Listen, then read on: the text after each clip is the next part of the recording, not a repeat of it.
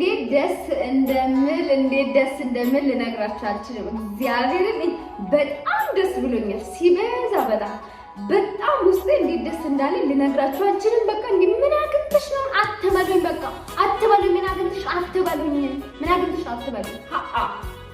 ሰላም እንዴት ናችሁ? የኢዚ ሀበሻ የዩቲዩብ ቤተሰቦቼ ሀገር ውስጥ ከሀገር ውጭ ያላችሁ ባላችሁበት ሰላማችሁ አብዝት ይበልልን። ዛሬ በጣም ደስ በሚል ቪዲዮ ተመልሰን ተገናኝተናል። እሱ ደግሞ ምንድነው አትሉ? እኔ እንደዚህ ስታዩኝ ራሱ አትገምቱም። አሁን ማስተምራችሁን ወይ ደግሞ አሁን የምነግራችሁን ሼር ማረጋችሁን ማለት ነው። እስቲ እግዚአብሔርን ቪዲዮ ሙሉ አይታችሁ ሳጨርሱ ገምቱት።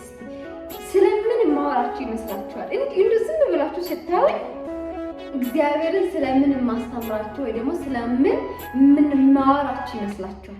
እስቲ ኮሜንት ላስቀምጡልኝ። ቀድማችሁ ይሄ ቪዲዮ ካያችሁ በኋላ እንዲህ ገምቼ ነበር አሁን ገምቱት እስቲ ኮሜንት ላይ። እግዚአብሔር ምስክር ያያችሁት ሁለት ሰው አንድ ሰው ትሆኑ ገብታችሁ ኮሜንት ላስቀምጡልኝ። ዛሬ ስለምንድን ነው የምናወራ? ስለ ከራስ ጋር መሆን።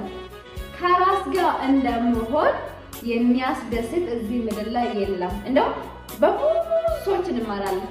ከራስ ጋር መሆን፣ ከራሳችሁ ጋር ሁኑ፣ ራሳችሁን አዳምጡ ምናምን የሚባል ነገር በጣም ብዙ ጊዜ እንሰማለን። አዲስ ራሱ አይደለም፣ ምን የተለመደ አይደለ እንዴ ምናምን። ግን ከራስ ጋር መሆን አንችልም፣ አትችሉም።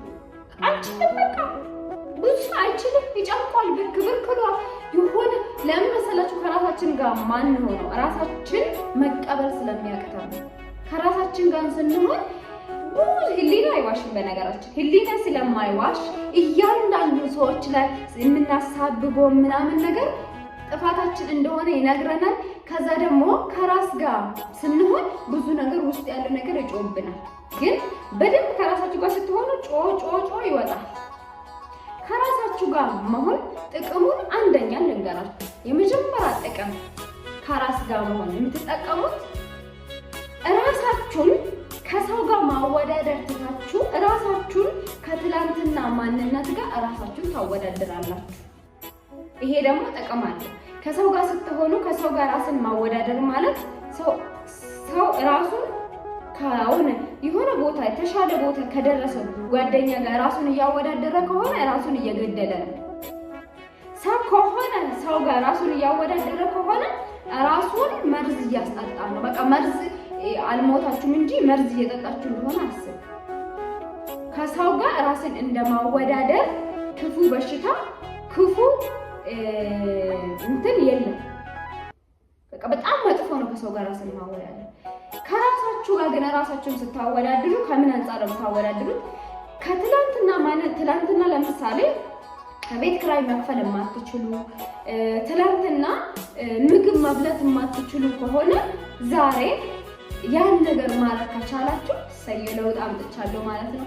ትላንትና እኮ የምበላ ነገር ራሱ የለኝም፣ ዛሬ ደግሞ ምግብ መብላት ችያለሁ፣ ተመስገን እግዚአብሔር። ምን ትሆናላችሁ? ወደዳችሁ ጣላችሁ አመስጋኝ ትሆናላችሁ። ከራሳችሁ ጋር ስትሆኑና ከራሳችሁ ጋር ስታወዳድሩ የመጀመሪያ ጥቅማችሁ ተመስገን ትላላችሁ፣ አመስጋኝ ትሆናላችሁ። የተሰጣችሁትን ነገርም ደግሞ በጣም አስተውላችሁ ታያላችሁ። ብዙ በረከት እግዚአብሔር የሰጣችሁትን በረከቶችን በጣም ታስተውላላችሁ። ያለበለዚያ ሰው ውስጥ ከሆናችሁ አመስጋኝም አትሆኑም፣ በብዛት አይታያችሁም። ይሄ የተሰጣችሁ የተደረገላችሁ ነገር አይታያችሁ። ኦልሬዲ የሰው ነገር ይሻፍናችኋል ማለት ነው። ስለዚህ መጀመሪያ ጊዜ ከራስ ጋር መሆን አመስጋኝ ያደርጋችኋል። ከዛ ደግሞ ትናንትና ሁለት ልብስ ብቻ ሁለት ጫማ የተቀደደች የሆነ ነገር አርጋችሁ ለብሳችሁ የምትወጡ ከሆነ የሆነ ነገር ገዝታችሁ ራሳችሁ ላይ ስትለውጡ በፊት ቅባት ለመቀባት ቅባቱ እንኳን የለኝ የምትሉ ሰዎች የሆነ ነገር ራሳችሁ ላይ ትንሽ ትንሽ ስታመጡ አሁንም ያላችሁትን ነገር ታመሰግናላችሁ። ያላችሁትን ነገር ደግሞ መቁጠር ስትጀምሩ እግዚአብሔር የምታመሰግኑበትን ነገር ጨምሮ ይሰጣችኋል። በፊትም ሰው ውስጥም ስንሆን አልተሰጠንም ማለት ሳይሆን የተሰጠንን ነገር አናይም እንጂ ፈጣሪ ሰው ውስጥም ስንሆን ብቻችንም ስንሆን የሚጨምርን የሚቀንስብን ምንም ነገር የለም። ምንድነው የምንሆነው? አስተዋይ ስለምንሆን ብቻ ያለንን ስለምንቆጥር ብቻ። ልዩነቱ ይሄ ነው። ከዛ ሌላ ደግሞ ከራስ ጋር መሆን ወደ ፈጣሪያችሁ እንድትቀርቡ ይሆናል። ማለት ፈጣሪ ግርግር ውስጥ የለም። ፈጣሪ የሆነ ሰከን ያለ እርግጥ ያለ ጸጥታ ውስጥ ነው እግዚአብሔር ያለ። የእግዚአብሔርን ድምፅ ደግሞ ትሰማላችሁ። ከራስ ጋር ስትሆኑ የእግዚአብሔርን ድምፅ ትክክለኛውን ትሰማላችሁ። አንዳንዴ ፈጣሪ ሁሌ ይናገረናል። ለምሳሌ የሆነ ነገር ጸሎት አድርገን ሊሆን ይችላል። የትኛውም ሰው የተሻለ ቦታ መድረስ የማይፈልግ ሰው እዚህ ምድር ላይ አለ ብዬ አላስብም። ሁሉም አለ። የምንሰራውም የምንለፋውም ሰውም እንደዚህ ደግሞ ሰው ላይ ክፉ የሚሆነው የተሻለ ቦታ ለመድረስ ነው። ሰው ላይ እንኳን ክፉ የሚሆነው። ስለዚህ የተሻለ ቦታ መድረስ ስትፈልጉ ከፈጣሪ ጋር መጀመሪያ እንትን ማድረግ አለባችሁ። በጣም እንዲኖር አለባችሁ። ብቻችሁን ስትሆኑ በጣም ከፈጣሪ ጋር የምትሆኑበት ጊዜ ይሰፋል። ሁለተኛ የፈጣሪን ድምፅ ትሰማላችሁ። ፈጣሪ አንዴ ወይ ጓደኛሽ አድሮ ወይ ውስጥሽ ራሱ ህሊናሽ ይነግርሻል። በነገራችሁ በጣም ህሊና ያወራል። ህሊና የሆነ ነገር የተሳሳተ ነገር ላይ እንኳን እንዳላችሁ አንዳንዴ ውስጣችሁ ይነግረናል። ነግሯችሁ አታውቁም? አለ እኮ ይነግረናል፣ ግን አንሰማም። ለምሳሌ አንድ ጓደኛ ያስኩ እንበል። እኔ መቼም የሰው ልጅ ቀምሳችሁ ይሄ ሰው ልጅ በቃ ፍጹም ነው ምናምን ብላችሁ እንደምትቀርቡ በዛው ልክ እናንተን ለመሸወድ ወደ ህይወታችሁ የሚመጣ አለ። ጥሩ ሰዎችም አለ። የተሳሳተ ሰው ጋር እንኳን እንዳለሽ የምታውቂ ህሊናሽ ይነግርሻል፣ ግን ህሊናችን አንሰማም ብላችሁ አታውቁም? እኔ እኮ መጀመሪያም ውስጥ የሆነ ተጠራጥሬ ነበር የሆነ ነገር የተሳሳተ ቦታ እንደሆንኩት ተሰምቶኛል፣ ግን በቃ ስለምወደው ብቻ ምናምን።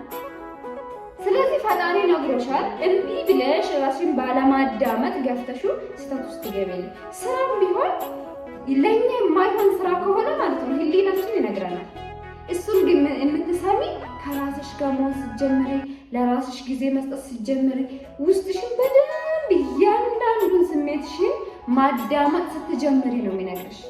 እኔ ከዚህ በፊት ጓደኞቼ ጋር ስኖር እግዚአብሔር ምስክሬ ነው እንደማይሆኑ በቃ እነሱ እንደማይሆኑ ውስጤ ነገረኛል።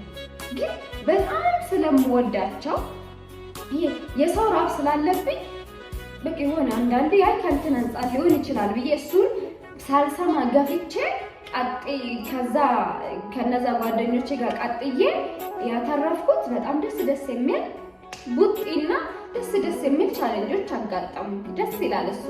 ግን እነዚህ ነገሮች ሳትገቡ ደግሞ ከሆነ ሰው ታምራችሁ ህይወታችሁን ብታስተካክሉ፣ ራሳችሁን ብታዳምጡ፣ ለራሳችሁ ጊዜ ብትሰጡ፣ ውስጣችሁን ህሊናችሁን አዳምጡ። ህሊና አይዋሽም። በነገራችን እግዚአብሔር ህሊና ማለት የእግዚአብሔር ድምፅ ነው። በነገራችን የሆነ አለኩ የሆነ ውስጣችን እንደውም አንዳንድ እናቶቻችን ምንድን ነው የሚሉት? ኧረ አንቺ ልጅ አትሄጂ፣ እኔ ምንም ደስ አላለኝም ይሄ ነገር። ለምን እናቶቻችን ብዙ ጊዜ ደመነፍስ ይነግሩኛል። ደመነፍስ ማለት የእግዚአብሔር ድምፅ ነው፣ ይነግረናል። ግን ገፍተን ነው የምንሄደው። ገፍተን ስንሄድ ደግሞ ዋጋችንን እናገኛለን። ከዛ ደግሞ እንላለን። ስለዚህ ፈጣሪ ወርዶ አይደለም የሚነግረን፣ ፈጣሪ ያወራናል። የፈጣሪን ድምፅን ለመስማት ከራስ ጋር መሆን፣ ለራስ ጊዜ መስጠት፣ ሰከን ማለትን መልመድ አለብን። እና እኔ እንደሱ ማድረግ ከጀመርኩት ጊዜ ጀምሬ ሰው ራሱ ምንም አይመስለኝም። ሰው ወደ ህይወቴ መጣም ሄደ ብርቅም ድንቅም አይሆንብኝም። ብዙ ጊዜ ከራሴ ጋር ሳልፋለሁ። መስራት ያለብኝን እሰራለሁ። ቪዲዮ ራሱ ሰርቼ በጣም ቫይራል የሚወጣልኝ ቪዲዮ ቁጭ ብዬ ከራሴ ጋር ቁጭ ብዬ አውርቼ አስቤ ምናምን የምሰራ ቪዲዮ ሳላቅ በጣም ነው ቫይራል የሚወጣ። በጣም ሲበዛ ቫይራል ነው የሚወጣ። እግዚአብሔር ለምን ከውስጤ ነው ያሰራሁት። ራሴን አዳምጬ ከፈጣሪ ጋር አውርቼ ስለሆነ የሰራሁት። የፈጣሪ ነገር ደግሞ ትንሹ ነገር ይባረካል። ፈጣሪ የነካ ፈጣሪ ያየ ፈጣሪ የዳሰሰላችሁ ነገር ትንሹ ነገር ትልቅ ይሆናል። እና አሁን ላይ በጣም ደስተኛ ነኝ። ሰዎችም ህይወቴ ውስጥ ገቡ ወጡ ብርቅ ምንም አይመስለኝም። ሲገቡ ሳየው ችግር የለብኝም ከሰው ጋር መግባባት። ሲሄዱም ደግሞ አይሰብሩኝም። እንደበፊቱ ምናምን አያረጉም። ሰባብሮኝ አይዱቻለሁ። እሱን ቀይሬያለሁ። የሚቀየርኩት ነገር እሱ ነው። አሳብሮኝ አይዱም እንደበፊቱ። ስለዚህ ራሳችሁን አዳምጡ። እንደኔ ደግሞ እስቲ ራሳችሁን አዳምጡ። ወጥቶ ያተረፋችሁትን እንደ አንድ ሳምንት ሞክሩ እስቲ። አንድ ሳምንት እግዚአብሔር በጣም ራሳችሁ ስታዳምጡ አመስጋኝ ትሆናላችሁ። ምንም ነገር ብርቅ ድንቅ አይሆንባችሁ።